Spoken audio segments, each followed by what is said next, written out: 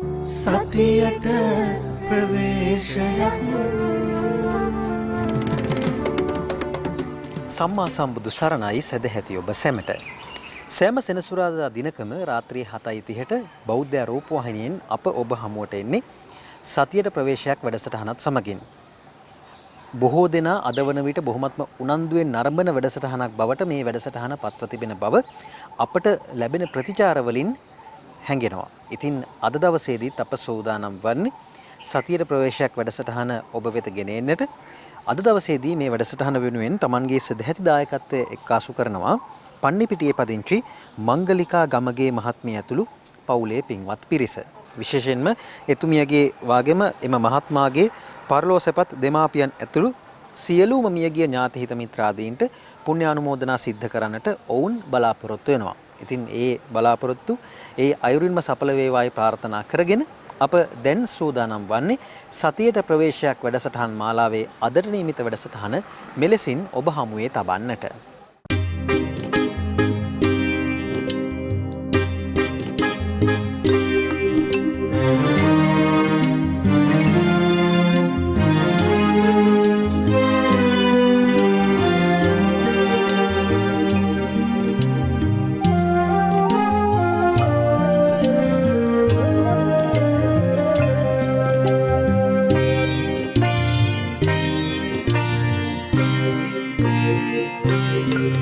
සිත පැන පැන යනවා නොරැඳ මෙතන දිවි ගෙවනා තැන සිත පැන පැන යනවා සතිය සොයයි සිත සතිය දකී සිත කැන්දාගෙන එනවා මේ මොහොතට සිත කැන්දන් එනවා කැන්දන් එනවා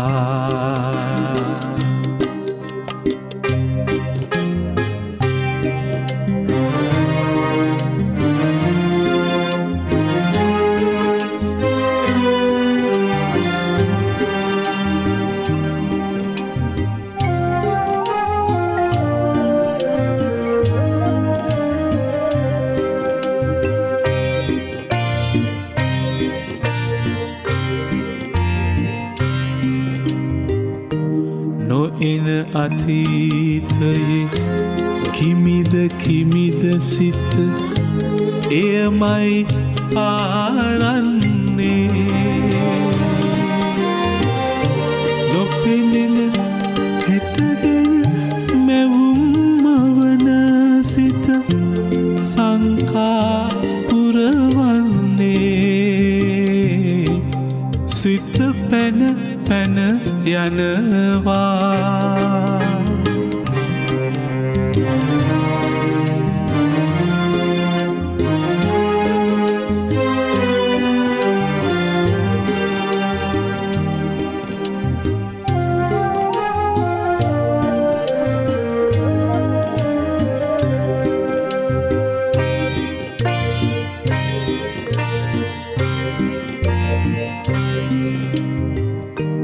අදිසිව දුර යන හැඟුමන් උපදන මායාකරුවන්නේ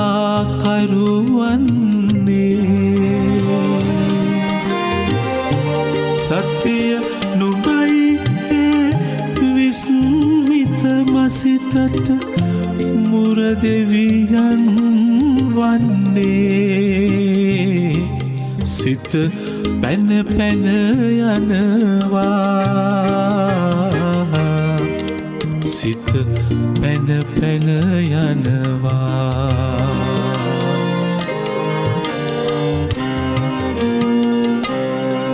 සිත පැන පැන යනවා සිත කැන්දන් එනවා සිත පැන පැන යනවා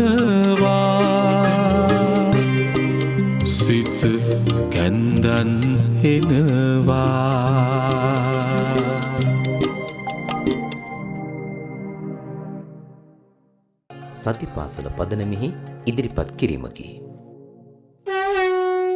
සතියට ප්‍රවේශයක්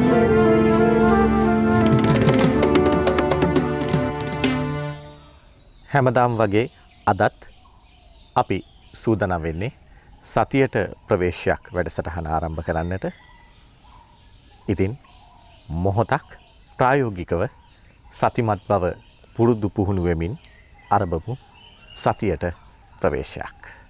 හොඳයි අපි අද දවසේත් ඉඳගෙන සතිමත් වීම සම්බන්ධයෙන් ප්‍රායෝගික පුහුණුවක් සඳහා කාලය යොදා ගන්න හදන්නේ.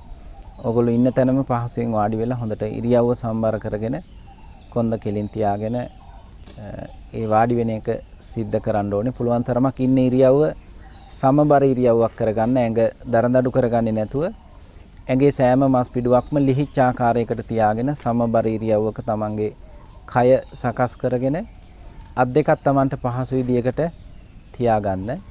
කොන්ද කෙලින් තියාගන්න එක නිදිමත නොයන්න උදව් වෙනවා. ඒකින්ද කොන්ද කෙලින් තියාගන්න එකත් කරන්න ඕනේ. ඔගොල්ලෝ S2 වහ ගන්න ඕනේ. S2 පියා ගන්නකොට ගොඩාක් තද කරගන්නේ නැතුව සාමාන්‍ය ස්වභාවයට ඔයගොල්ලෝගේ S2 වහ ගන්න එකත් කරන්න ඕනේ. කොන්ද කෙලින් තියාගෙන ඉරියව්ව සමබර කරගෙන පහසුවෙන් වාඩි වෙලා අත් දෙකත් Tamanට පහසු ආකාරයකට තියාගෙන S2 වහගෙන දැන් ඔයගොල්ලෝ හොඳට සිහියෙන් මේ වෙලාවේ ඕගොල්ලොන්ගේ අවට පරිසරයෙන් ඇහෙන ශබ්ද කෙරෙහි සතිමත් වෙන්න. මේ වෙලාවේ අවට පරිසරයෙන් ඇහෙන ශබ්ද හොඳට සිහියෙන් අහන්න.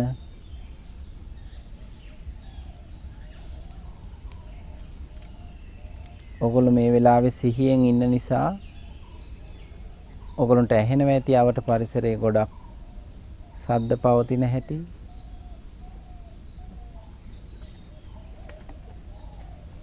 සමහර විට පරිසරයේ ශබ්ද අඩු නම් ඒ බව වැටහෙනවා ඇති.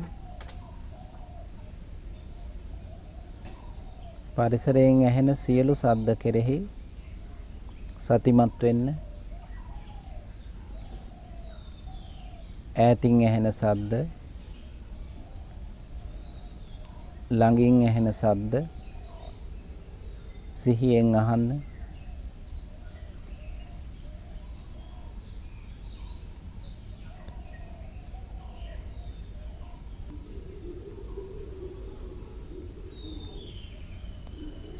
සිහියෙන් දැනගන්න.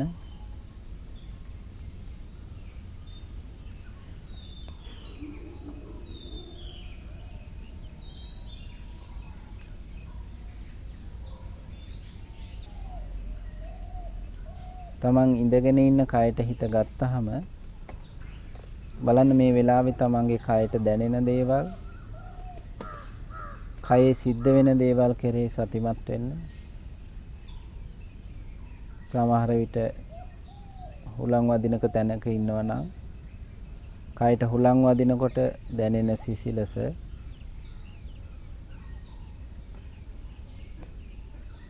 සමහර විට කයට රස්නේ දැනෙනවා නම් ඒ බව, හුස්ම ඉහළ පහළ යන විදිය,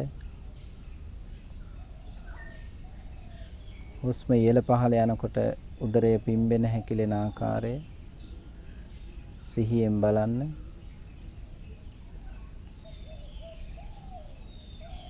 මේ වෙලාවේ තමන්ගේ කයට දැනෙන දේවල්, කයේ සිද්ධ වෙන දේවල් කෙරෙහි සතිමත් වෙන්න.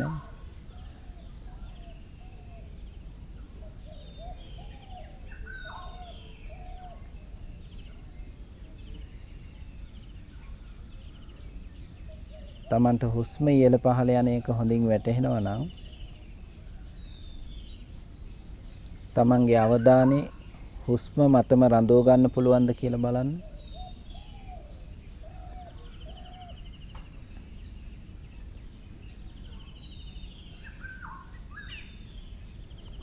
හුස්ම ඉහළ පහළ යන එක සිහියෙන් දැනගන්න.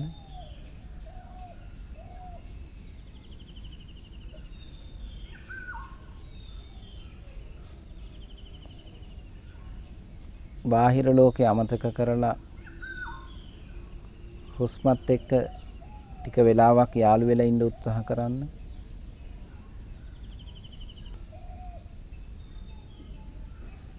හුස්ම ඉහළ පහළ යන විදිය හොඳින් සිහියෙන් නිරීක්ෂණය කරන්න.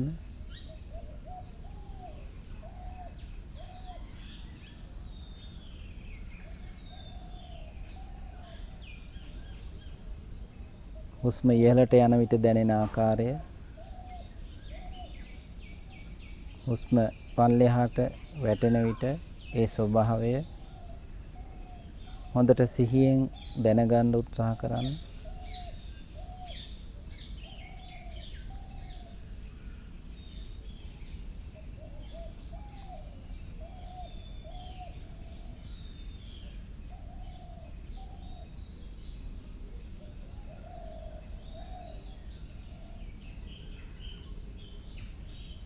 යම් වෙලාවක තමන්ගේ අවධානය වෙනස් වුණොත්, අවධානය බැහැරට ගියොත් නැවතත් අවධානය තමන් ඉඳගෙන ඉන්න කය වෙත ගන්න. නැවතත් හුස්ම ඉහළ පහළ යාම කෙරෙහි සතිමත් වෙන්න.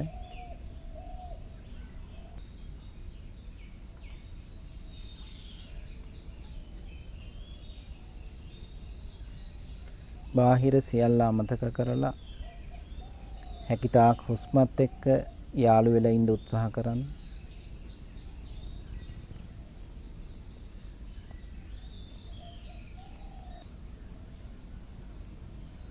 ඔබේ අවධානය වෙනස් වෙලා නම් නැවතත් අවධානය කය වෙත ගන්න.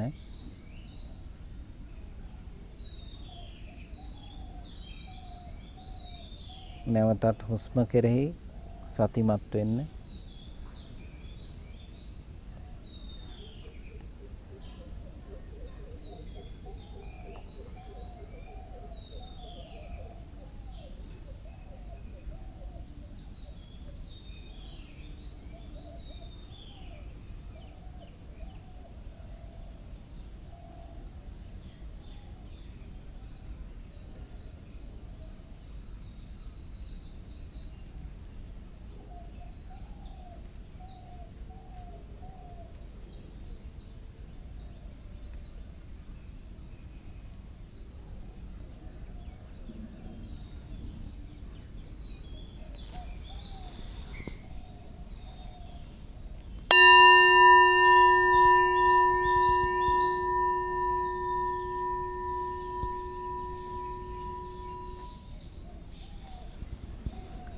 හොඳයි, අපි ඉඳගෙන සතිමත් වෙන්න අද දවසේ කෙටි කාලයක් යොදාගත්තේ. ඒක අපේ ප්‍රායෝගික පුහුණුව. ඒක ඉතාමත් වැදගත් වෙනවා අපේ සතිමත් බව තමන්ගේ ජීවිතය තුළ දියුණු කරගන්න. ඒකින්ද මේ ප්‍රායෝගික පුහුණුවට අපි ප්‍රායෝගිකවම අවස්ථාවක් යොදාගන්නේ. ඒක අත්‍යවශ්‍ය දෙයක් නිසා. ඒක නිසා හැම දවසකම ඔයගොල්ලෝ යම් කාලයක් වෙන් කරගෙන මේ ඉඳගෙන සතිමත් වීම ඔයගොල්ලෝගේ ජීවිතේ පුරුදු කරන්න උත්සාහ කරන්න. එතකොට ඊටාම ඉක්මනින් අපේ සතිමත් බව හොඳින් දියුණු කර ගැනීමේ හැකියාවක් අපිට ඇති කර ගන්න පුළුවන්කම ලැබෙනවා. අපි විශ්වාස කරනවා අද දවසේදීත් ඔබ බොහොම විවේක පාඩුවෙන් අපිත් එක්ක මෙසේ සතිමත්ව එකතු වෙලා ඉන්නවා කියලා අපි මේ වැඩසටහනට. ඉතින් අපි නිරන්තරයෙන්ම උත්සාහ ගන්න ඔබේ ජීවිතේ ජීවිතයක් ලෙස ජීවත් කරන්නට, එහෙමත් නැත්නම් ඔබේ ජීවිතයට අරුත් ගන්නවන්නට තමයි අපි අද දවසේදී සූදානම් වෙන්නේ. බොහොම ප්‍රායෝගික මාතෘකා කිහිපයකින් තමයි අපි අපේ වැඩසටහනේ මූලාරම්භය අපි සනිටුහන් කරේ. සතිමත් බව කියන මාතෘකාව න්‍යායාත්මකවත් ප්‍රායෝගිකවත් අපි පියවරෙන් පියවර මේ වෙනකොට ගෙනවිත් තිබෙනවා. අපි හිතනවා මේ මාතෘකාව ඉතාමත්ම කාලෝචිත මාතෘකාවක්, ඒ වගේම ඔබේ ජීවිතයට වැදගත් මාතෘකාවක්. ඒ වගේම ඔබ කුඩා කල සිට වැඩිහිටි විය දක්වාම වැදගත් වෙන මාතෘකාවක් විදිහට තමයි අපි මේ මාතෘකාව අද දවසේදී තෝරගත්තේ. ඒ සඳහා අපි අද දවසේදී කැඳවගත්තේ විශේෂඥ මනෝවෛද්‍ය පුෂ්ප කුමාර කඳපොළ ආරච්චි මැතිතුමා අපිත් එක්ක ඉන්නවා. ආයිබෝන් කියලා ඔබතුමාව පිළිගන්නවා. ආයිබෝන් කුෂාන්. ඉතින් එතුමා මහරගම අපේක්ෂාරෝහලේ විශේෂඥ වෛද්‍යවරයෙකු ලෙසත් සේවය කරනවා, ගරු සේවයක් සිදු කරනවා. ඉතින් අපේ වැඩසටහන් වලට නිස්සරණ අධ්‍යාසයෙන් යුතුව සම්බන්ධ වෙන සම්පත්දායකයෙක් ලෙසත් අපි එතුමාව මේ මොහොතේදී මතක් කරන්නට කැමතියි.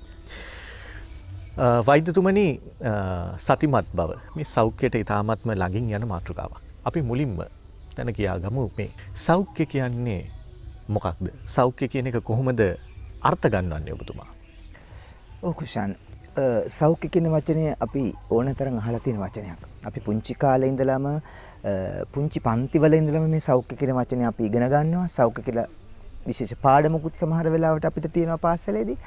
නමුත් බොහෝ දෙනෙක් සාමාන්‍ය ජනතාව අතර බැලුවාම මේ සෞඛ්‍ය කියන වචනේ හරියාකාරව තේරුම් අරගෙන නැහැ කියන එකයි අපි පොදුවේ දකින්නේ.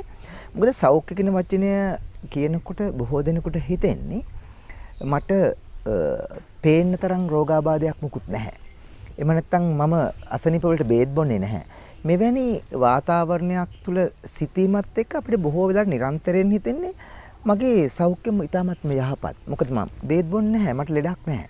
මෙවැනි තත්වයක් තමයි බොහෝ දෙනෙක් අතර නිරන්තරයෙන් පවතින්නේ. ඒක තමයි සාමාන්‍ය සමාජ මතය. නමුත් විද්‍යානුකූලව මේ සෞඛ්‍ය කියන වචනේ දිහා බැලුවාම මේ වචනය තේරුම් ගන්නකොට මීට ටිකක් බැරෑරුම් විදිහේ අර්ථයක් දක්වන්නට අපිට පුළුවන් මේ තුලින්. විශේෂයෙන්ම ලෝක සෞඛ්‍ය සංවිධානයේ අර්ථ දැක්වීම අනුව සෞඛ්‍ය කියන වචනේ අර්ථ දක්වන්නේ මීට ටිකක් පුළුල් විදිහට. එතනදී අපි සාමාන්‍ය ජීවිතයේදී සෞඛ්‍ය කියන වචනේ බොහෝ වෙලාවට අපි දකින්නේ අපේ මේ කායික සෞඛ්‍ය පිළිබඳව. එහෙම නැත්නම් මට කායිකව දකින්න ලෙඩක් නැහැ. මම හොඳට ඇවිදලා කරලා එදිනදා වැඩ කටයුතු වල නිරත වෙමින් මම සාමාන්‍යයෙන් ඉන්න කෙනෙක්. ඒතකොට එතනදී අපි සාමාන්‍යයෙන් බලන්නේ කායික සෞඛ්‍ය පිළිබඳව. හැබැයි සෞඛ්‍ය කියන වචනේ අර්ථ දක්වනකොට කුෂාන් කායික සෞඛ්‍ය විතරක් ඒකට අන්තර්ගත වෙන්නේ නැහැ. මීට අමතරව මානසික සෞඛ්‍යයක් කියලා දෙයක් තියෙනවා. මානසික සෞඛ්‍ය කියන එකෙන් අපි අදහස් කරන්නේ මගේ මානසිකත්වයේ යහපත්ද? එහෙම නැත්නම් නිරෝගී පුද්ගලයෙක් විදිහට ක්‍රියාත්මක වෙන්න කටයුතු කරන්න මගේ මානසිකත්වය යහපත් මට්ටමක මම පවත්වාගෙන ඉන්නවද කියන එක. මෙතනදී වැදගත් වෙනවා මගේ මානසිකත්වය පිළිබඳව හොඳ තේරුම් ගැනීමක් මට තියෙනවද කියන එක පිළිබඳව. එහෙම නැත්නම් යම්කිසි තක්සේරුවක් තියෙනවද මගේ මානසිකත්වය පිළිබඳව? ඒ කියන්නේ මගේ මනස හොඳයිද? මගේ මනසේ මොනවද පවතින්නේ? මම හිතන පතන විදිය හරිද? මගේ දුර්වල තැන් තියෙනවද? මගේ දක්ෂතා මොනවද? මෙන්න මේ සියල්ල අන්තර්ගත වෙනවා මේ මානසික සෞඛ්‍ය කියන තැනට. ඇත්තටම කෙනෙක්ගේ සෞඛ්‍යයක් යහපත් වෙන්න මේ තමන් ගැන නිසි අවබෝධයක් තියෙන එක හරිම වැදගත්. ඊළඟට අනිත් එක තමයි මේ සමාජීය සෞඛ්‍ය කියන එක. සමාජීය යහපත්භාවය. එතනදී අපි අදහස් කරන්නේ අපි හැම වෙලාවෙම තනියෙන් ජීවත් වෙන්නේ නැහැ කුෂාන්. අපි සමාජයක් එක්ක තමයි නිරන්තරයෙන් ගැටෙන්නේ. අපේ පුංචිම සමාජය තමයි පවුල. පවුලක් විදිහට අපි ජීවිතේ පටන් ගන්න ගමන් ඊට පස්සේ පාසල ওই විදිහට රැකියා ස්ථානේ ওই විදිහට විශාල ලොකු සමාජයක් අපි වටේ ගොඩ නැගෙනවා. ඒතර කෙනෙක්ගේ සෞඛ්‍යයක් හොඳ යහපත් ආකාරයෙන් පවතින්න නම් මෙන්න මේ සමාජය තුලත් යහපත් සෞඛ්‍යයක් රැඳෙන්නට ඕනේ. ඒ කියන්නේ මේ එකිනෙකා අතර සම්බන්ධකම් පැවැත්වීමේදී මෙන්න මේ පවතින අන්තර්පුද්ගල සම්බන්ධතා යහපත් ආකාරයෙන් පැවතුනොත් විතරයි මේ අපි හැමෝටම සෞඛ්‍ය කියන එක යහපත් ආකාරයෙන් පවත්වා ගන්නට පුළුවන් වෙන්නේ. නිදර්ශනයක් වශයෙන් ගත්තොත් දැන් යම් කිසි කෙනෙක් හැසිරෙන ආකාරය සමාජය තුළ වෙන කෙනෙකුගේ සෞඛ්‍යයට ලොකු තර්ජනයක් වෙන්නට පුළුවන්. තමන්ගේ සෞඛ්‍යයට වගේම අන් අයගේ සෞඛ්‍යයට තර්ජනයක් වෙන්නට පුළුවන්. ඒතකොට මෙතන සමාජීය සෞඛ්‍ය කියන එකත් හරි වැදගත්. ඊළඟට අනිත් එක තමයි මේ ආධ්‍යාත්මික යහපත්භාවය කියලා කියන්නේ. ඒතකොට ආධ්‍යාත්මික යහපත්භාවය කියන එක බොහෝ දෙනෙකුට ලොකු වැටහීමක් නැහැ මේ පිළිබඳව. ආධ්‍යාත්මය කියන එක අපි ඉංග්‍රීසි භාෂාවෙන් ස්පිරිචුවැලිටි කියලා කතා කරනවා. බොහෝ වෙලාවට මේ තමන් ජීවත් වෙන පරිසරයත් එක්ක බැඳුණු සංස්කෘතියක් එක්ක ආගමක් එක්ක බැඳිච්ච වචනයක් ආධ්‍යාත්මය කියලා කියන්නේ. හැබැයි ආධ්‍යාත්මය සහ ආගම කියන දෙකේ වෙනසක් තියෙනවා. තමන්ගේ ජීවිතය දිහා ගැඹුරින් බලන්නට පුළුවන් හැකියාවක්. එමෙතන ජීවිතයේ අර්ථය මොකක්ද කියන එක පිළිබඳව හිතන විදිහේ අදහසකට තමයි ආධ්‍යාත්මය කියලා කියන්නේ. ඒතර මෙන්න මේකත් හරි වැදගත් වෙනවා සෞඛ්‍යයක් රැකගන්න. මොකද මෙන්න මේවා තුල තමයි මේ ගුණධම් කියන ඒවා අපි ඉංග්‍රීසි වලින් වැලියුස් කියලා කියන්නේ මෙන්න මේ දේවල්. රඳා පවතින්නේ. ඒතකොට ඒවත් අවශ්‍ය වෙනවා තමන්ගේ සහ අන්‍යයන්ගේ සෞඛ්‍ය රැක ගැනීම සඳහා. ඒතකොට අපි හිතනවට වඩා පුළුල් අර්ථයක් තියෙනවා සෞඛ්‍ය කියන තුල. ඒක අර්ථ දක්වන්නේ කායික, මානසික, සමාජීය සහ ආධ්‍යාත්මික යහපැවැත්ම විදිහට. හොඳයි වෛද්‍යතුමනි. දැන් වෛද්‍යතුමනි ඊළඟට මම ඔබතුමාගෙන් දැනගන්නට කැමතියි. දැන් මේ සෞඛ්‍ය සහ සතිමත් බව කියන කාරණාව කොහොමද එකිනෙක අපි ගලපගන්නේ? ඔව්. මෙතනදී යහපත් සෞඛ්‍යයක් රඳවා ගැනීම සඳහා එහෙම නැත්නම් සෞඛ්‍ය සම්පන්න කෙනෙක් වීම සඳහා සතිය ඊටාම වැදගත් කියන එක අද දියුණු රටවල් පිළි අරගෙන තියෙනවා. දියුණු රටවල් මේක පිළිගන්නේ නිකම්ම නෙවෙයි. බොහෝ වෙලාවට දියුණු රටවල් යම්කිසි මතයකට එළඹෙන්නේ විද්‍යාත්මක පර්යේෂණ ප්‍රතිඵල තුලින්. එතකොට ලෝකේ බටහිර රටවල් විශේෂයෙන්ම දියුණු රටවල් ඇමරිකාව, එංගලන්තය, ප්‍රංශය, ජර්මනිය, ඕස්ට්‍රේලියාව වගේ රටවල් නිරන්තරයෙන් පර්යේෂණ වල යෙදෙන විද්‍යාත්මක පසුබිමක තමයි ඔවුන් ජීවත් වෙන්නේ. ඒතර මේ සතිය ගැනත් බොහෝ දුරට ඔවුන් පර්යේෂණ පවත්වලා තිනවා. ඒවා ප්‍රතිඵල සුබදායී බව සහ ධනාත්මක බව ඔවුන් ඔප්පු කරගෙන තියෙනවා. ඒ තුලින් සෞඛ්‍යයට කොච්චර සතිය වැදගත් වෙනවද කියන එක ඔවුන් පැහැදිලිව ලෝකයට අද කියලා දෙනවා, අවබෝධ කරවලා දෙනවා. එතන මෙතනදී කොහොමද සතිය වැදගත් වෙන්නේ යහපත් සෞඛ්‍යයකට කියන එක අපිට පැහැදිලි කරගන්නට පුළුවන්. මේ සතිය කියන්නේ මොකක්ද කියන එක අපි අවබෝධ කර ගැනීම තුළින්. අපි සරලව දන්නව හැමෝම සතිය කියලා කියන්නේ සිහිය කියන එක. සිහියෙන් ඉන්නවා කියන එක තමයි අපි සරලව කිව්වොත් සතිය කියලා අපි හඳුන්වන්නේ. ඒතර සිහියෙන් ඉන්න එක කොයිතරම් වැදගත්ද මේ කායික, මානසික, සමාජික සහ ආධ්‍යාත්මික යහපැවැත්ම සඳහා. අපි උදාහරණයක් විදිහට ගත්තොත් කායික සෞඛ්‍යය. අපිට නොයෙක් කායික රෝගාබාධ තියෙන්නට පුළුවන්. අපි එක නිදර්ශනයක් විදිහට ගත්තොත් මේ රුධිර පීඩනය. එහෙම නැත්නම් සීනි ප්‍රමාණය, දියවැඩියා තත්වයන් ගැන අපි කතා කළොත් මේ තත්වය පාලනය කරගන්න. එහෙම නැත්නම් ඒ රෝගී තත්වයෙන් මිදෙන්න අපිට සිහිය කොච්චර වැදගත්ද? අපි දන්නවා දියවැඩියා රෝගියෙක් ඒ මිදෙන්න පාලනය කරගන්නට නම් අපි සිහියෙන් කර යුතු වැඩ ගොඩක් තියෙනවා. නිසි පරිදි ඖෂධ ප්‍රතිකාර ගන්න ඕනේ, පරිශ්‍රණ නිරත වෙන්නට ඕනේ, ව්‍යායාම කරන්නට ඕනේ, ආහාර පාන ගැන සැලකිලිමත් වෙන්නට ඕනේ. මේ සියලු දේ තියෙනවා. මේ සියලු දේ එකක්වත් අපිට කරන්නට බැරි වෙනවා අපි සිහියෙන් නෙවෙයි නම් ඉන්නේ. අපි අසිහියෙන් ඉන්නකොට අපි කන කෑම පිළිබඳව අපිට කිසිම අවබෝධයක් නැහැ. අපි මොනවද කරන්නේ කියලා අපිට අවබෝධයක් නැහැ. ඒතකොට සිහිය කියන එක ඒ විදිහට වැදගත් වෙනවා. ඊළඟට සමාජීය සෞඛ්‍ය ගැන කතා කරනකොට අපි සමාජයක් තුළ ජීවත් වෙනවා කියන එක අවබෝධ කරගන්න. අපි වගේම පුද්ගලයෝ ටිකක් තමයි අපි වටේ ඉන්නේ. අපි වගේම සත්තු තමයි වටේ ඉන්නේ. අපි වගේම ස්වභාවික පරිසර තුළ ගස්වැල් එක්කයි අපි ජීවත් වෙන්නේ කියන අවබෝධය එන්න නම් අපිට සිහිය පවත්වා ගන්නට ඕනේ. මා ළඟ ඉන්නේ කවුද? මං ගැටෙන්නේ කාත් එක්කද? සම්බන්ධතා පවත්වන්නේ කාත් එක්කද? ඔවුන්ගේ මානසික මට්ටම මොන වගේද කියන සිහිය පවත්වා ගැනීම තුලින් තමයි අපිට පුළුවන් වෙන්නේ හොඳ සමාජ සම්බන්ධතා ටිකක් පවත්වන්න. ආධ්‍යාත්මික සෞඛ්‍ය ගැනත් කතා කරත් එහෙමමයි. මේ සියලු දෙයට මෙතනදී වැදගත් වෙනවා මෙන්න මේ කාරණාව. එතකොට ඊළඟට අපි වැදගත්ව හිතන්න ඕන ප්‍රධාන දේ තමයි අපි මේ සඳහන් කළ කාරණා හතර.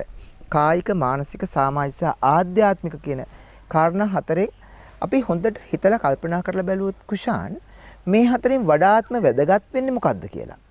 හොඳට හිතලා බැලුවොත් කෙනෙකුට තේරෙයි මානසික සෞඛ්‍ය නේද වැදගත් වෙන්නේ මේ සියල්ල සඳහා කියන එක. ඒතර මානසික සෞඛ්‍ය කියන එක ගොඩ නැගෙන්නේ මේ සිතත් එක්ක. සිත සහ මනස කියන වචන අපි බොහෝ වෙලාවට යොදනවා එකම දෙයක් තේරුම් කර ගැනීම සඳහා. එතකොට මනස යහපත් ආකාරයෙන් පවත්වා ගත්තොත් තමයි යහපත් මානසික සෞඛ්‍යයක් රැකෙන්නේ. එතකොට මනස අනිත් සියලු දේව කායික, සමාජීය, ආධ්‍යාත්මික යහපත් වටාපිටාව පවත්වා ගැනීම සඳහා මනස සංසුන් කර ගැනීම, මනස හරියාකාරව හසුරුවා ගැනීම තමයි වැදගත් වෙන්නේ. එතකොට සිහිය, සතිය පවත්වා ගැනීමදී අපි කරන්නේ මෙන්න මේ මනස සංසුන් කර ගැනීම. මනස එක්තැනකට එකතු කර ගැනීම. ඒ සතිය පවත්වා ගන්නවා කියලා කියන්නේ අපි සඳහන් කළා සිහියෙන් ඉන්නවා කියනවා. සිහියෙන් ඉන්නකොට මොනවද අපිට වෙන්නේ? මොනවද අපි හිතන්නේ?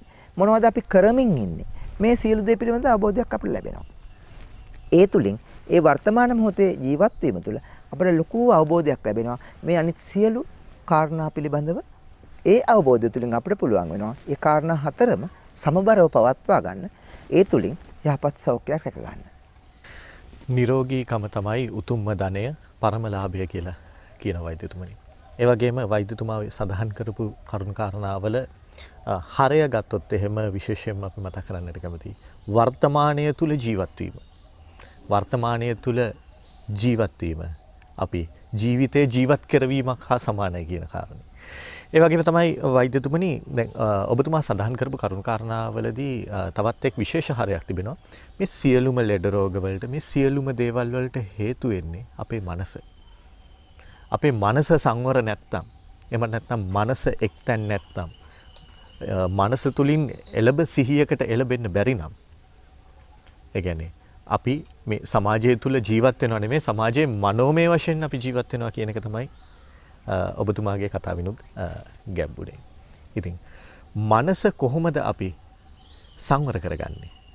මනස කොහොමද අපි සතියට මුල් තැන දීලා මේ විදිහට ලෙඩ රෝග වලින් තොරව සමාජීය වශයෙන් ආර්ථිකමය වශයෙන් හෝ වේවා සෞඛ්‍යමය වශයෙන් හෝ වේවා හොඳ පුරවැසියන් බවට පත් වෙන්නද අපි කොහොමද මනස සංවර කරගන්නේ මේ සතිමත් බව එක් කරගෙන? කුෂාන්, එතනදී මම හිතනවා අපි මුලින්ම තේරුම් ගන්න ඕනේ මේ සිහිය එහෙම නැත්නම් සතිය ඇති කරන්නවම සිත කියන්නේ මොකක්ද කියන එක පිළිබඳව.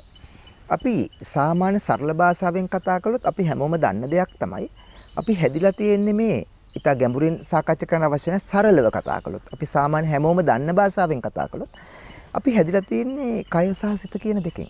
ඒක කවුරුත් දන්න දෙයක්. අපිට පේන කයක් තියෙනවා. හැබැයි ඒ වගේම තමයි නොපෙනෙන සිතක් තියෙනවා. හැබැයි හොඳට හිතලා බැලුවොත් මේ පෙනෙන කය හැම වෙලෙම ක්‍රියාත්මක කරවන්නේ කවුද කියලා බැලුවොත් සිත කියන එක අපිට පැහැදිලිව අවබෝධ වෙනවා. උදාහරණයක් විදිහට මම මෙහෙම කතා කළොත් දැන් මේ අපි ඉන්න ජීවත් වෙන මේ අවස්ථාව අපේ දවසක කෙලවර වෙන මරණයත් එක්ක. ඉතින් මරණයේදී මොකද සිද්ධ වෙන්නේ? කය තියෙනවා. හැබැයි හිත අයින් වෙනවා. හිත අයින් වුණාට පස්සේ මොකද කයට වෙන්නේ? කය ක්‍රියාත්මකද? කය ක්‍රියාත්මක නැහැ. කය කිසිම තේරුමක් නැති කිසිම වැඩක් ගන්නට බැරි නිකම්ම දර කෑල්ලක් වගේ දෙයක් බවට පත් වෙන යම් දවසක. ඒතර අපිට එතනදී පැහැදිලි කරගන්න හරි ලේසි මේ කය ක්‍රියාත්මක කරවන්නේ කය ජීවත් කරවන්නේ සිත කියන එක. සිත නැති දවසට මේ කයෙන් කිසිම වැඩක් නැහැ. ඒතර එතන පැහැදිලි වෙනවා අපි යම් කිසි ක්‍රියාවක් කරනවා නම් ක්‍රියාත්මක වෙනවා නම් ඒක කායික ක්‍රියාවක් වෙන්නට පුළුවන්. අපි වචන ක්‍රියාත්මක වාචසික යම් කිසි ක්‍රියාවක් සිද්ධ කරනවා නම් මේ හැම දෙයකටම මුල් වෙන්නේ සිත කියන එක.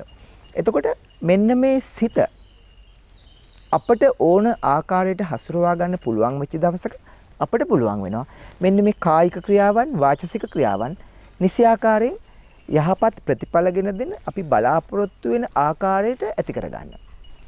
ඒ සඳහා මෙන්න මේ සිත සංවර කර ගැනීම තමයි අපට අවශ්‍ය වෙන්නේ. නමුත් අපි සාමාන්‍ය ජීවිතය ගත කරනකොට කුෂාන් මේ හිතේ ස්වභාවය තමයි හිත විසිරෙන ස්වභාවය.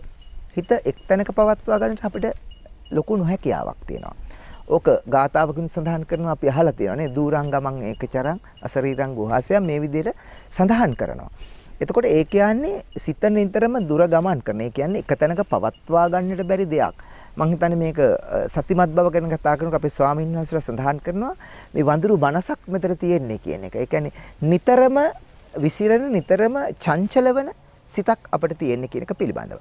එතකොට මේ චංචල වෙන සිත ගැන හොඳට කල්පනා කරලා බැලුවොත් මේ සිත අපි මෙතන මේ වර්තමාන මොහොතේ ඉඳගෙන ඉන්නකොට අපි මෙතන හිටගෙන හිටියට ඉඳගෙන හිටියට මේ හැම මොහොතකම මේ සිතත් අපේ කයත් එක්ක පවතිනවාද කියන එක පිළිබඳව හොඳට කල්පනා කරලා බලුවොත් පේනවා බොහෝ අවස්ථාවල අපිට හැකියාවක් නැහැ මේ සිතත් කයත් එක්කම එකට පවත්වා ගන්න.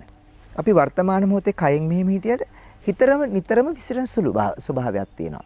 වර්තමානයේ කය පවතුනාට සිත බොහෝ වෙලාවට ගමන් කරනවා එක්ක අතීතයට එහෙම නැත්නම් අනාගතයට. හැම විටම නෙවෙයි බොහෝ විට දවසේ වැඩි කාලයක් අපි වර්තමානයේ කියලා හිතාගෙන හිටියට අපි සමහරවිට දන්නේ නැහැ මේ මොහොතේ වෙච්ච දේවල් අපිට හිත සිහි කරගන්නත් මතකත් නැහැ. මොකද අපි ඉඳලා තින්නේ වර්තමාන මොහොතේ නෙවෙයි. අතීතයට ගිහිල්ලා අතීතයේ සිද්ධ වෙච්ච දේවල් විවිධ මතකයන් විවිධ හැඟීම් විවිධ ආවේග එක්ක තමයි අපි ජීවත් වෙන්නේ. ඒ වගේම අනාගතයට ගිහිල්ලා විවිධ අපේක්ෂා බලාපොරොත්තු එක්ක තමයි අපි ජීවිතේ ගොඩක් වෙලාවට අපි ගත කරන්නේ. එතකොට මේ දෙක තුල දෝලණය වෙන මේ සිත තමයි අපේ සිත බොහෝ වෙලාවට අසංවර කරන්නේ. එහෙම නැත්නම් හිතට එකතු කරගන්න මෙන්න මේ අතීත මතක සහ අනාගත බලාපොරොත්තු තමයි අපේ සිත පුරවලා තියන්නේ. එතකොට හිත මේවෙන් පිරුණට පස්සේ හිත තුල දැනෙන්නේ ලොකු බරක්. මේක තමයි අද අපි දකින්න ආතතිය කියලා අපි කියන්නේ. ආතතියට මුල් වෙන ප්‍රධානම දේවල් මෙන්න මේ අතීත මතක සහ අනාගත බලාපොරොත්තු. ඕනම කෙනෙක් හොඳ සිහියකින් ඉඳගෙන මේ ගැන කල්පනා කරලා බලුවොත් මේ කියන්නේ ඇත්ත නේද කියලා ඔබට වැටහෙයි. අපි ජීවත් වෙලා තියෙන්නේ මේ ඊයේ වෙච්ච මීට කලින් වෙච්ච සමහර අවුරුදු ගානකට කලින් සිද්ධ වෙච්ච ඒවා මතක් කර කර නේද මේ අපි විඳවන්නේ. ඒවත් එක්ක නේද මේ ජීවත් වෙන්නේ. ඒ හැඟීම් දැනීම් එක්ක නේද ජීවත් වෙන්නේ කියලා අපිට වැටහෙනවා. ඒ වගේම තව ටිකක් කල් යනකොට අපි දන්නවා ඒවත් එක්ක අනාගතයට අපි යනවා නේද? අපි ලොකු ගොඩනගා ගන්න ඕනේද බලාපොරොත්තු ටිකක් අනාගතය පිළිබඳව. ඒතර මේවා හොඳට හිතලා බැලුවොත් අතීතය කියලා කියන්නේ කුෂාන් ඉවර වෙච්ච දෙයක්. ඒකයි එන්නේ නැති දෙයක්. එතකොට අතීතය කියන්නේ මැරිච්ච දෙයක්. අනාගතය කියලා කියන්නේ ආපු නැති දෙයක්. එන්නත් පුළුවන් නොඑන්නත් පුළුවන්. අපි ප්‍රාර්ථනා කරන බලාපොරොත්තු. ඒතකොට හොඳට හිතලා බැලුවොත් අපි ජීවත් වෙලා තියෙන්නේ මේ අතීතයේ සහ අනාගතයේ කියන පැමිණ අවසන් වෙච්ච සහ නොපැමිණි දෙකක් එක්ක. ඒතකොට ඒ කියන්නේ ඒ දෙකම යථාර්ථය නැති දේවල්. හැබැයි වර්තමාන මොහොත විතරයි ඇත්තටම පවතින්නේ. මේ මොහොත පවතිනවා. මේ මොහොතේ විතරයි යථාර්ථය කියලා තියෙන්නේ. එතකොට මෙන්න මේක තමයි සතිය කියලා කියන්නේ. මෙන්න මේ යථාර්ථය තුළ ජීවත් වීම තමයි සතිය එහෙම නැත්නම් සිහිය කියලා අපි හඳුන්වන්නේ. නමුත් බොහෝ වෙලාවට අපි යථාර්ථයෙන් බැහැරව අතීතයේ සහ අනාගතයේ තමයි ජීවත් වෙලා තියෙන්නේ. ඒතර අතීතයේ සහ අනාගතයේ තුල ගොඩනගාගත්ත ඇත්තටම නැති දේවල් ගොඩක් එක තමයි අපි ජීවත් වෙලා තියෙන්නේ. එතකොට අපිට තේරෙනවා අපි මුලාවක නේද ඉඳලා තියෙන්නේ කියලා. මේ මුලාව තිබුණා වූ සියලු දේවල් නේද අපි ඔළුව තුල එකතු කරගත්තේ කියලා. එතකොට මෙන්න මේ එකතු කර ගැනීම තුල තමයි අපිට මේ පීඩනය, බර, ආතතිය දැනෙන්නේ. මම හොඳ උදාහරණයක් ගන්නම්. ඔබ සිහි කරලා බලන්න ඔබගේ බෑග් එක ගැන. ඔබ ගමන් යනකොට අරගෙන බෑග් එක. එමෙතන දරුවෙගේ පාසල් බෑග් එක ගැන කල්පනා කරලා බලන්න. මේ බෑග් එක ඇතුළට අපි සියලුම දේ පුරව ගත්තට පස්සේ පොත්පත් ටික, වතුර බෝතලය, කැම පාසලේ, කුඩය, අනිත් සියලු දේ උකට දාගත්තට පස්සේ අපිට මොකද්ද දැනෙන්නේ? පුදුමාකාර බරක් තියෙනවා මේකේ. ඔසවාගෙන යන්නට බැරි තරම් බරයි. හැබැයි අපිට පුළුවන් නම් මේ අනවශ්‍ය ටික අයින් කරලා අවශ්‍යම එකක් විතරක් උකට දාගත්තොත් අපිට හරි පහසුයි මේක. මේක ඔසවාගෙන හරි ලේසි. ඒක තමයි සැහැල්ලුව කියලා කියන්නේ. මෙන්න මේක තමයි සතිමත් භවෙන් අපි අවබෝධ කරගන්න උත්සාහ කරන්නේ. නිතරම එකතු කරගන්න අපේ හිත පිරෙනවා. ඒ පිරීම තුළ අපි ඉංග්‍රීසි භාෂාවෙන් කියන මයින්ඩ් එක ෆුල් වෙනවා. මයින්ඩ්ෆුල්. මයින්ඩ් එක ෆුල් වෙනකොට බරයි. ඒ බර තමයි අපිට මේ ආතතියක් විදිහට දැනෙන්නේ. ඒ දැනෙන මානසික ආතතිය සමහරවල් අපිට කායික අපහසුතාවයන් විදිහට ඔලුව කැක්කුම වෙන්නට පුළුවන්. ඔලුවේ බරගතිය වෙන්නට පුළුවන්. ඇඟපත කැක්කුම විදිහට පිට වෙන්නට පුළුවන්. ඒ වගේම තමයි සතිමත් වෙනකොට වර්තමාන මොහොතේ හිත පවත්වනකොට මෙන්න මේ අතීත අනාගත යථාර්ථයේ නැති දේවල් එකතු වීම අවම වීම තුළ අපේ සිත සැහැල්ලු වෙනවා. සංසුන් වෙනවා. බර අඩු වෙනවා. ඒ තුළ පුදුමාකාර සැහැල්ලුවක් දැනෙනවා. මෙන්න මේක තමයි සතිමත් භවෙන් අපි පුරුදු වෙන්නේ. ඒකට තමයි අපි කරන්නේ මයින්ඩ්ෆුල්නස් කියලා කියන්නේ. මයින්ඩ් එක එකතු කර ගැනීම මයින්ඩ් එක ෆුල් වුණාට වඩා සම්පූර්ණ විරුද්ධ දෙයක් සතිමත් වීමේදී මයින්ඩ්ෆුල්නස් කියන එකෙන් සිද්ධ වෙන්නේ. ලෝකීය විද්‍යාත්මක පර්යේෂණ යටතේ ඔප්පු කරගෙන තියෙනවා මිනිසාගේ සතුට සඳහා වෙන මුකුත් කරාට වැඩක් නැහැ. කොයිතර භෞතික සම්පත් තිබුණත් වැඩක් නැහැ.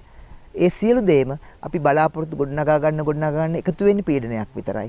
සැහැල්ලුවෙන් සතුටින් වර්තමාන මොහොත ගත කිරීම තුළ සතිමත් වීම තුළ මේ සැහැල්ලුව සතුට ලැබෙනවා කියන එක. අනිවාර්යයෙන්ම වෛද්‍යතුමනි. සතුට කියන එක වෛද්‍යතුමනි අපිට සල්ලි දීලා ගන්න බැහැනේ.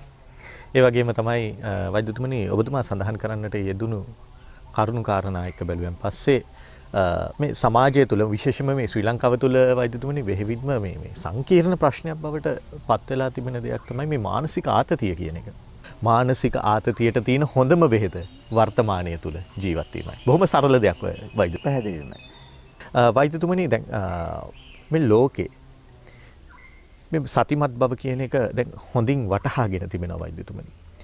ඒ කියන්නේ ලංකාවට වඩා මට හිතෙනවා මේ ලෝකයේ තුල සතිමත් බව කියන එක මිනිසුන් වටහාගෙන ඒ සඳහා යොමු වෙලා තියෙනවා කියන එක. ඔබතුමාගේ පැත්තෙන් ඔබතුමා කියන්නේ අපේක්ෂා රෝහලේ වැඩ කරනකොට විශේෂඥ වෛද්‍යවරයෙක් විදිහට ඔබතුමා වැඩ කරනකොට අපි දන්නවා ඔබතුමාගේ ට්‍රීට්මන්ට් වලදී එහෙමත් නැත්නම් ඔබතුමා වෙදකම් කිරීමේදී මේ සතිමත් බව කියන එක බොහොමත්ම ප්‍රයෝගී කරගන්නවා. ඔබතුමාට අත්දැකීමුත් රසක් තිබෙනවා කියලා අපි දන්නවා පෞද්ගලිකවම.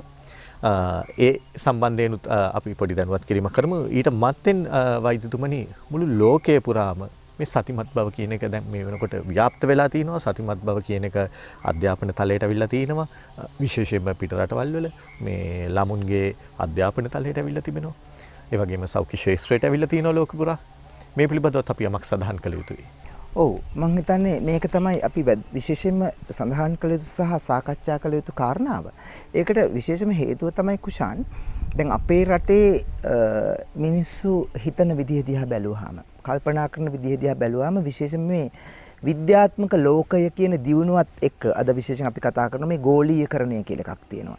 ලෝකේ සියලු රටවල් ශරණයකින් සම්බන්ධ කරගන්න පුළුවන් එකට. ඒතර විද්‍යාත්මක දියුණුවක් හැම පැත්තෙම පෙනෙන්නට තියෙන ලෝකයක් මේක. අපේ ශ්‍රී ලංකාව ගැන කතා කරනකොට භෞතික වශයෙන් පුදුමාකාර දියුණුවක් අපිට දකින්න ලැබෙනවා.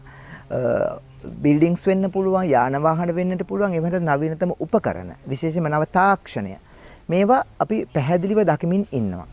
එතකොට වෙන්න මේ විද්‍යාත්මක පදනමක් ඉඳගෙන තමයි අද ලෝකයේ ජනතාව, අද අපේ රටේ තරුණ පරම්පරාව පවා මෙන්න මේ විද්‍යාත්මක පසුබිමක ඉඳගෙන තමයි සියලු දේ දිහා බලන්නට පුරුදු වෙලා තියෙන්නේ.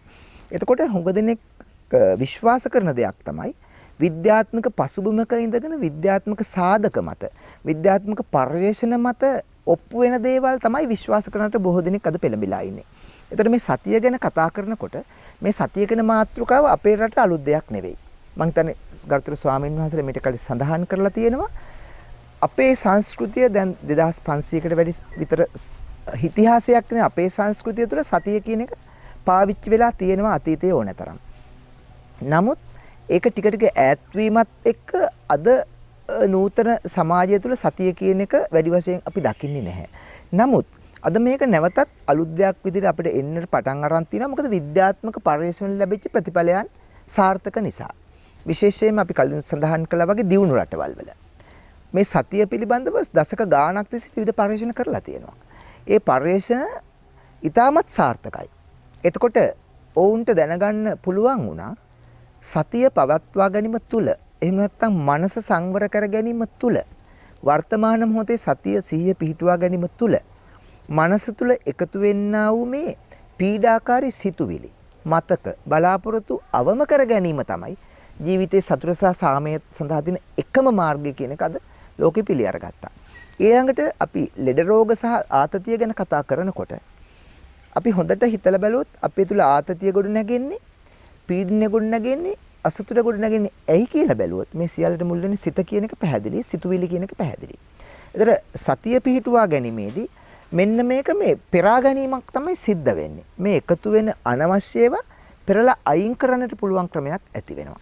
එතකොට මෙන්න මේ සතිමත් බව, එහෙම නැත්නම් මයින්ඩ්ෆුල්නස් කියන සංකල්පය බටහිර රටවල් වල ඉතා ශීඝ්‍ර ලෙස නිරන්තරයෙන් පුරුදු කරන්න පටන් අරගෙන තියෙනවා.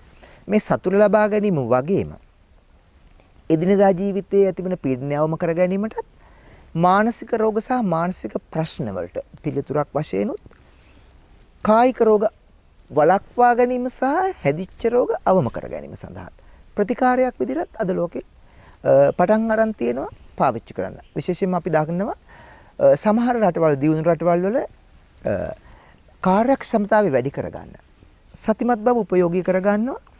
මොකද ඔවුන් දැනගෙන තියෙනවා මේ විශේෂම පුද්ගලික අංශයේ රැකියාවන් වල නිරත වෙනකොට බොහෝ දෙනෙක් ලොකු ආතතියක් ගොඩනගා ගන්නවා කාලයත් එක්ක. මොකද තරඟකාරී ලෝකයක් එක්ක, විශේෂයෙන් වාණිජ ලෝකයේ තුල යන්නේ තරඟකාරී බවක් එක්ක. ඒ තුල පුදුමාකාර ආතතියක් ගොඩ නැගෙනවා.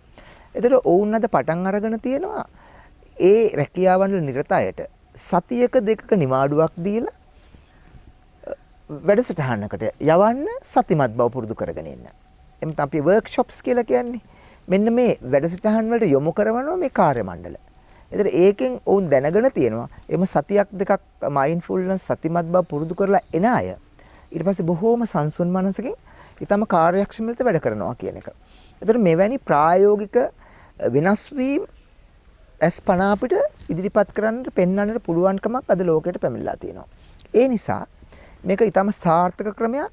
අපේ රෝහල තුල ගත්තත් ඔබ සඳහන් කළා වගේ රෝගීන්ගේ වේදනාකාරී බව අඩු කරන්න, රෝගේ නිසා ඇතුළත තියෙන මානසික අසහනය අඩු කරගන්න මේක අපිට ඉතා විශිෂ්ට ලෙස මේක අපිට උපයෝගී කරගන්නට පුළුවන්. අපි උපයෝගී කරගන්නමින් ඉන්නවා.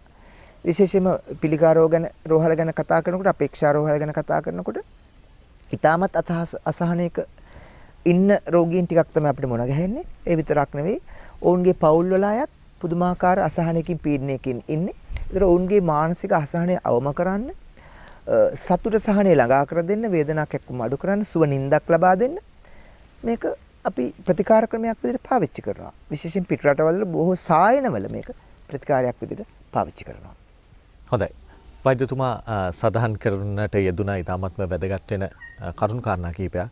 ඒ කරුණු කාරණා කිහිපයෙන් වෛද්‍යතුමනි ඔබතුමා ඊටමත් මනවින් සඳහන් කරපු කරුණක් තමයි මේ නිවැරදි මනස එහෙමත් නැත්නම් නිවැරදිව සතිය පිහිටුවාගෙන කටයුතු කිරීම සෞඛ්‍ය සම්පන්න ජීවිතයකට හොඳම ඖෂධය කියන එක. මම හිතන්නේ අපි ඒ පිළිබඳව තවත් සාකච්ඡා කළ යුතුයි වෛද්‍යතුමනි.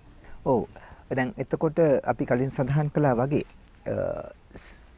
හැම කටයුත්තක්ම කරනකොට සාර්ථකව කරගන්න නම් අපිට වැදගත් වෙනවා නිවැරදි අවධානයක් සහ ඒ පිළිබඳ නිසි අවබෝධයක් පවත්වා ගන්න. එතකොට එහෙම නිසි අවධානයක් පවත්වා ගත්තොත් විතරයි කුෂන් අපිට පුළුවන් වෙන්නේ ඒ කරන කාර්යය නැත්නම් අපි හිතන දේ පිළිබඳව හොඳ අවබෝධයක් ලබා ගන්න. නිසි අවධානය තුලින් නිසි අවබෝධය ලබා ගත්තට පස්සේ අපිට පුළුවන් වෙනවා අපි කරන කටයුත්ත සාර්ථකව නිසියාකාරයෙන් කරන්න.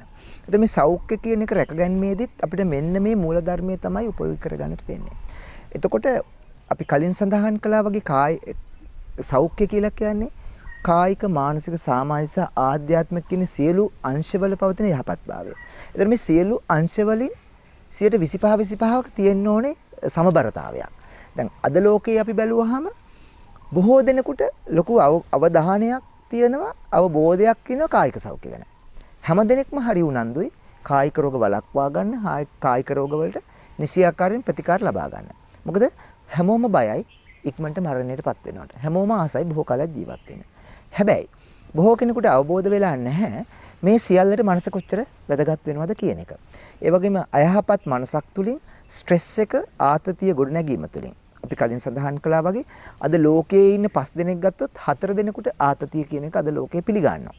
එතකොට ඒ ආතතිය මේ යහපත් සෞඛ්‍යයට කායික රෝග වලට පවා කොයිතරම් බලපානවද කියන එක අද බොහෝ දෙනෙක් තේරුම් අරගෙන නැහැ. අද අපි දන්නවා තරුණ වයසේදී බොහෝ දෙනෙකුට විවිධ කායික රෝග පවතිනවා. විශේෂයෙන් අධික රුධිර පීඩනය සහ අධික කොලෙස්ටරෝල් මේද තත්වයන්, අධික සීනි මට්ටම් අද ඕනතරම් අපි තරුණ පරම්පරාව අතර දකිනවා. ඊළඟට පිළිකා රෝගය ශීඝ්‍ර ලෙස ව්‍යාප්ත වෙමින් පවතිනවා. ඊළඟට විවිධ ආසාදන තත්ත්ව, ඩෙන්ගු රෝගය වෙන්නට පුළුවන්, කොරෝනා තත්ත්වයන් වෙන්නට පුළුවන්. විවිධ වෛරස් බැක්ටීරියා ආසාදන පුදුමාකාර විදිහට ව්‍යාප්ත වෙමින් පවතිනවා. ඒතර මේ සියල්ලට මුල් වෙනවා ඇගේ ප්‍රතිශක්තිය අවම වීම. මොකද අපි දන්නවා අපි ළඟ ස්වභාවයෙන්ම හැදිච්ච දෙයක් තියෙනවා ප්‍රතිශක්තිය කියලා. නිරන්තරයෙන් අපි මේ ලෝකයේත් එක්ක ජීවත් වෙනකොට විවිධ බැක්ටීරියා, වෛරස්, පරපෝෂිත ආසාදන ඕනතරම් අපිට තියෙනවා. හැබැයි අපි ඒවෙන් රෝගී වෙන්නේ නැහැනේ. අපි රෝගී වෙන්නේ ඊටමත් කලාතුරකින්. එතකොට ඒ නිරෝගීව ඉන්නට, රෝගී බව පාලනය කරගන්නට අපි හැමෝගෙම ඇතුලේ තියෙනවා ප්‍රතිශක්තිය කියලා ස්වභාවයෙන් හැදිච්ච මේ වෛරස් ආසාදන, බැක්ටීරියා ආසාදන එක සටන් කරන්නට ප්‍රතිශක්තියක් අපි ළඟ තියෙනවා. එතකොට මෙන්න මේ ප්‍රතිශක්තිය තමයි අපිව සුවපත්ව තියන්නේ, නිරෝගීව තියන්නේ. එතකොට මේ ආතතිය පීඩනය කියන එකේ ලොකුම ගැටලුව තමයි මෙන්න මේ ප්‍රතිශක්තිය අවම කරන්න ප්‍රධාන වශයෙන් හේතු වෙනවා ආතතිය. ඒ තුළ විවිධ රෝගාබාධ වලට යොමු වෙන්නට, ශීඝ්‍ර රෝගාබාධ පැතිරෙන්නට, පිළිකා සෛල ඇති කරන්නට ආතතිය කියනක බෙහෙවින් ඉවහල් වෙනවා කියන එක අද ලෝකෙ පිළි අරගෙන තියෙනවා. ඒතකොට එවැනි රෝග වළක්වා ගන්නට හැදුනහම ඒක ඉක්මනින් සුව කර ගන්නට මේ ප්‍රතිශක්තිය වර්ධනය කර ගැනීම හරිම වැදගත්. එතකොට මෙන්න මේක තුලින් අපිට තේරෙනවා කායික රෝග අවම කරගෙන කායික යහපත්භාවයක් සඳහා කොච්චර වැදගත්ද මේ සතිමත් බව පවත්වා ගැනීම කියන එක. ඊළඟට අපි සමාජීය සෞඛ්‍ය ගැන වෙනම කතා කළොත් අපි දන්නවා අද සමාජයේ කී දෙනෙක් අසහනෙන්ද ජීවත් වෙන්නේ කියලා. දරුවෝ ගත්තත් අසහනේ, පවුල් ගත්තොත් පවුල් ඇතුලේ පවුල් 5ක් ගත්තොත් පවුල් 4ක් ඇතුලේ විවිධ විෂමතා, විවිධ අඩදබර, විවිධ රණ්ඩු සරුවල් මේවා තියෙනවා. ඊළඟ ලෝකයේ දිහා බැලුවාම සියදිවි හානි කරගැනීම ශීඝ්‍ර ලෙස වැඩි වෙලා තියෙනවා. පාරට බැස්සහම මාර්ග අනතුරු ඉතා විශාල ලෙස වර්ධනය වෙලා තියෙනවා. මද්යසාර මද්ද්‍රව්‍ය ඇබ්බැහිවීම ඉතා ශීඝ්‍ර ලෙස වැඩි වෙලා තියෙනවා. මේ සියලු දේ තුළ ගොඩ නැගිලා තියෙනවා අසහනය, පීඩනය. ඊළඟට ඒවට යොමු වෙච්ච අය වගේම ඒවත් එක ජීවත් වෙන පවුල් වල උදවිය, සමාජයේ උදවිය හැමදිනම පීඩනයටපත් වෙලා තියෙනවා. ඒතර මේ සියල්ලට උත්තරේ මේ සතිමත් බව තුළ තියෙනවා. ඒතර දැන් ඇබ්බැහිවීම වලට ප්‍රධාන හේතුවක් තමයි සිහියෙන් නොඉන්නාකම. මොකද සිහියෙන් නොඉඳීම තුළ අවධානය සහ අවබෝධය කියන එක නැතු යනවා. සතිමත් වෙන්න පුරුදු වෙච්ච දරුවාට හෝ පුද්ගලයාට පුළුවන් වෙනවා තමන්ගේ සිහිය පවත්වා ගැනීම තුළ තමන් කොතනද ඉන්නේ? තමන්ගේ සිතේ මොනවද පවතින්නේ? සමක් කරන්නට යන්නේ මොනවාද කියන එක පිළිබඳව හොඳ අවබෝධයක් ලබා ගන්න. ඒ තුළ තමන් කරන්නේ නරක වැඩක්ද හොඳ වැඩක්ද කියන එක පිළිබඳව හොඳ අවබෝධයක් ඒ දරුවාට හෝ වැඩිහිටියාට පවතිනවා. ඒ වගේම තමයි අනිත් පැත්ත එක්ක නිතර සම්බන්ධ වෙනකොට අපි කතා කරන වචන අද ගෙවල් ඇතුළේ තියෙන ප්‍රධානම ප්‍රශ්නයක් තමයි මේ වාචික හිංසනය කියන එක. අද හිංසනය ප්‍රධාන ගැටලුවක් වෙලා තියෙන ලෝකේ. ගෘහස්ත හිංසනය, ගෙවල් ඇතුළේ සිද්ධ වෙන හිංසනය. අද 4 දෙනෙක් ගත්තොත් 3 දෙනෙක් හිංසනයටපත් වෙනවා කියලා හොයාගෙන තියෙනවා. ඒතර හිංසනයට ප්‍රධානම හේතුව තමයි වාචිකව ඇතිවන අයහපත් sannivedanaya. ඒතර මේ හැමදේම සිද්ධ වෙන්නේ අපි සිහියෙන් නොඉන්නාකම නිසා. අපි පිට කරන්නට බලාපොරොත්තු වචන පිළිබඳව අපිට කල්ැතුවට තේරුම් ගන්නට හැකියාවක් නැහැ. අපි අසිහියෙන් ඉන්න නිසා. ඒතර මේ සියලු දේ තුළ තියෙනවා සතිමත් භාවයේ තියෙන ප්‍රයෝජනෙ මෙවන් අවස්ථා වළක්වා ගැනීමට සහ එවැනි අවස්ථාවන් අවම කර ගන්නට. ඒ නිසා සිහියෙන් හිඳීම, සතියෙන් හිඳීම තුළ මේ සියලු දේට නිසි පිළියම එතන තියෙනවා.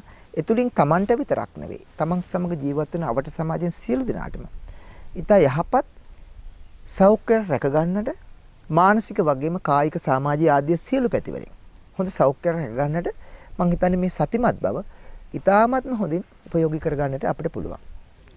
දැන් වෛද්‍යතුමනි ඔබතුමා බොහොම පැහැදිලිව මේ සතිමත් බව කියන කාරණා පිළිබඳව පැහැදිලි කළා. වෛද්‍යතුමනි දැන් මේ සතිමත් බව කියන මාතෘකාවේ යටතේ අපි බොහොම පැහැදිලිව සඳහන් කරන්නට යෙදුණා. මම නැවතත් මතක් කරන්නේ මේ වර්තමානයේ තුල ජීවත් වීම තමයි සතිමත් භවයේ ප්‍රධානම සංගඨකයක් බවට පත් වෙන්නේ කියන එක. සතිමත් බව කියන්නේ ඇත්තටම වෛද්‍යතුමනි භාවනාවක්. මේ භාවනාව විධිමත් විදිහට වැඩිම තමයි අපි මේ වැඩසටහන් මාලාව තුලින් ඔබට පුරුදු පුහුණු කරන්නේ. මේ සතිමත් බව වැඩිම තුලින් වෛද්‍යතුමනි අපේ ශරීරයේ ජීව විද්‍යාත්මකව කොහොමද වෙනස් වෙන්නේ? ඒ කියන්නේ මොලේ සිට දෙපතුල දක්වා ජීව විද්‍යාත්මකව වෙනස් වීමක් සිදු වෙනව නේද? ඒ පිළිබඳව ජීව විද්‍යාත්මක ඇසින් මම දැනගන්න කැමතියි. හොඳයි. දැන් අපි කලින් සඳහන් කළා බොහෝ දේවල් සතිමත් වීම තුළ වර්තමාන මොහොතේ හිත ඒකාග්‍රතාවය පවත්වා ගැනීම තුළ කොහොමද කෙනෙකුට සතුට සාමය ඇති වෙන්නේ? කොහොමද කායික මානසික රෝගාබාධ අවම වෙන්නේ කියන එක පිළිබඳව අපි කතා කළා. දැන් බොහෝ දෙනෙකුට හිතෙන්නට පුළුවන් මේ සතුට සාමය ඇති වෙන නිසා රෝගාබාධ අඩු වෙන්නේ අපි මේ සතිමත් වීමේදී විසිරෙන සිත පාලනය වීම නිසා හිත සංසුන් වීම තුළ සිතුවිලි අවම වීම තුළ මේ හිස් වීම තුළ ඒ නිසාද මේ සතුට සාමය ඇති වෙන්නේ කියන එක පිළිබඳව. ඒක එකක් තමයි. නමුත් ඊට වඩා එහාට ගිය ඊට ගැඹුරු අර්ථයක් මේක තුළ තියෙනවා. ඒක තමයි ඔබ සඳහන් කළා වගේ මේ සතිමත් වීම නිතර ප්‍රගුණ කිරීමේදී පුරුදු කිරීමේදී මේ සිරුර තුළ සිදුවෙන්නා වූ ජීව විද්‍යාත්මක වෙනස්කම්. ඒතර අද පර්යේෂණ වලින් ලෝකේ හොයාගෙන තියෙන දෙයක් තමයි මේක පුරුදු පුහුණු කරනකොට කාලයක් තුළ ඒ සිදුවන වෙනස් වීම බොහොම ස්ථිර වෙනස් වීම කියන එක. ඒ වගේම යහපත් වෙනස් වීම කියන එක. විශේෂයෙන් අපි දන්නවා අපිව පාලනය කරන්නේ අපේ මේ කායික සිරුර පාලනය කරන ප්‍රධානම අවයවය තමයි මොළය. අපි හිතන පතන විදිය, අපි ක්‍රියාත්මක වෙන විදිය, අපේ සිරුරේ පද්ධති ක්‍රියා කරන විදිය සියල්ල පාලනය වෙන්නේ මොළය තුලින් කියන එක අපි දන්නවා.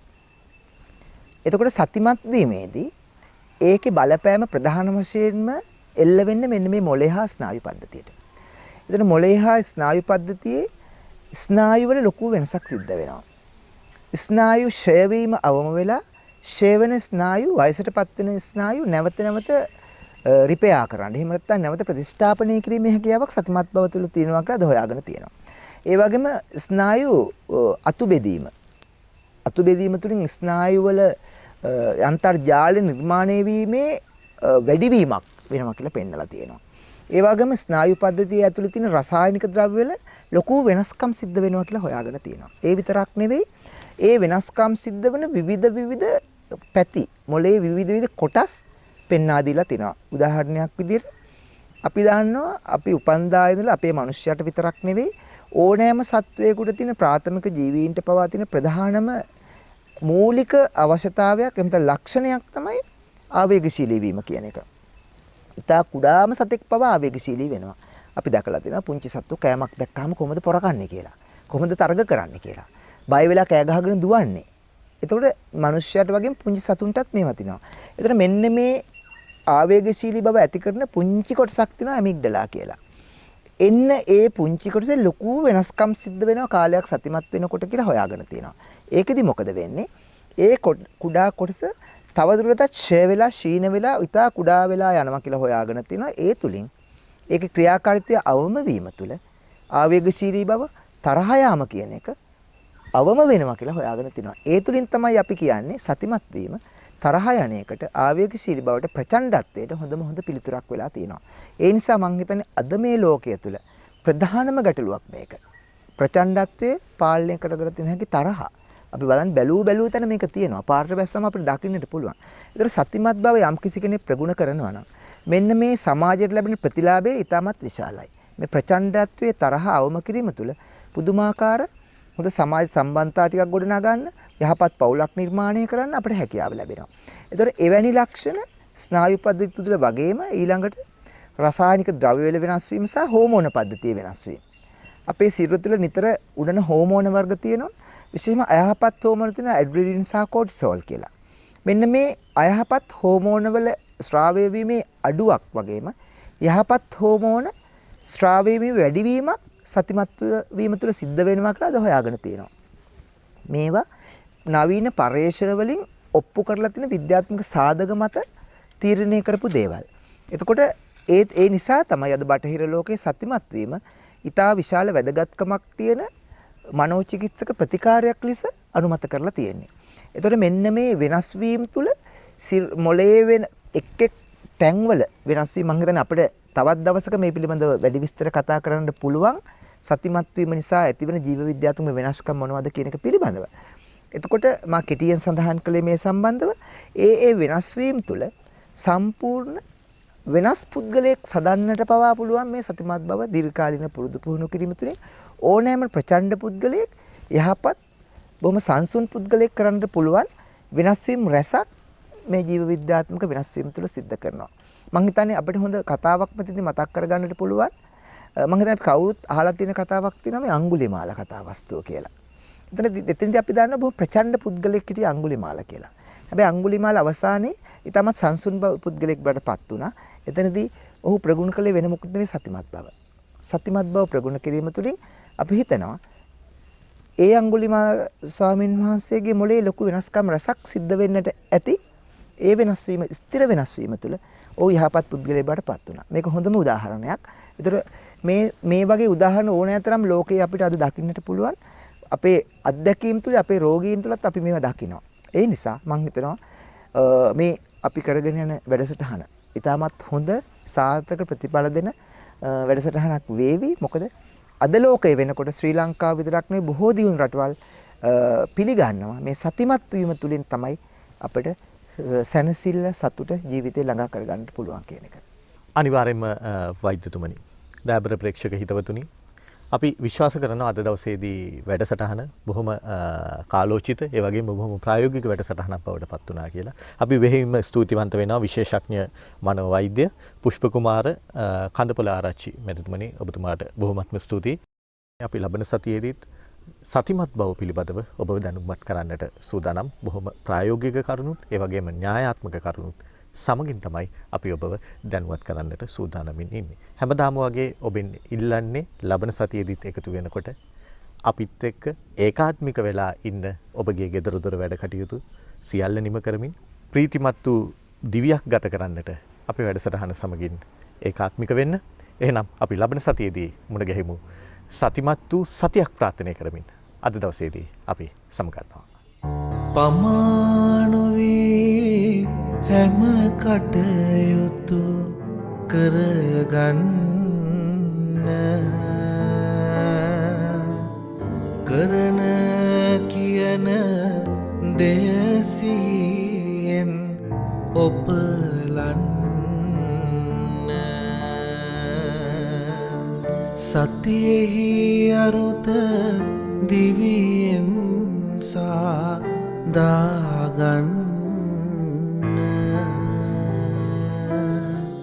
සතිමත් භවයේ සුමිහිරත් විඳගන්න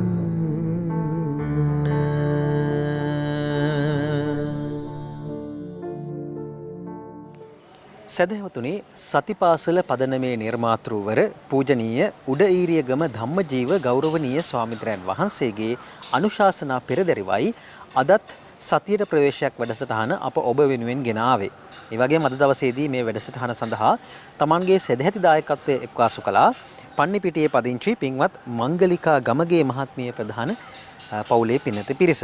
විශේෂයෙන්ම එතුමියගේ වාගේම එම මහත්මයාගේ පරලෝසෙපත් දෙමාපියන් ඇතුළු මියගිය සියලුම ඥාතීන්ට පුණ්‍යානුමෝදනා සිද්ධ කරන්නට බලාපොරොත්තු වෙන යුතුවයි ඔවුන් මේ සඳහා දායකත්වයේ ලබාගෙන කටයුතු කරනු ලැබේ. ඉතින් ඔවුන්ගේ බලාපොරොත්තු ඒ අයුරුණ සඵල වේවායි ප්‍රාර්ථනා කරන අතරේ ඔබට අවස්ථාව තිබෙනවා ඔවුන් ආකාරයෙන්ම ඔවුන් ලෙසින්ම මෙවැනි වැඩසටහනකට දායකත්වයේ ලබා දෙන්නට. ඔබට පුළුවන් තිරේ දිස්වන දුරකථන අංකයන්ට කාර්යාලීය වේලාවන්හිදී දුරකථන ඇමතුමක් ලබාගෙන ඒ පිළිබඳ වැඩිදුර විස්තර දැන කියා ගන්නට. එසේනම් මේ ආරාධනාවත් සමගින් අදට අප ඔබෙන් සමුගන්නටයි මේ සූදානම. නැවතත් සත් දිනකින් ඔබව හමුවන බලාපොරොත්තු වෙන. ඔබ හැම දිනාටම සම්මා සම්බුදු සරණයි.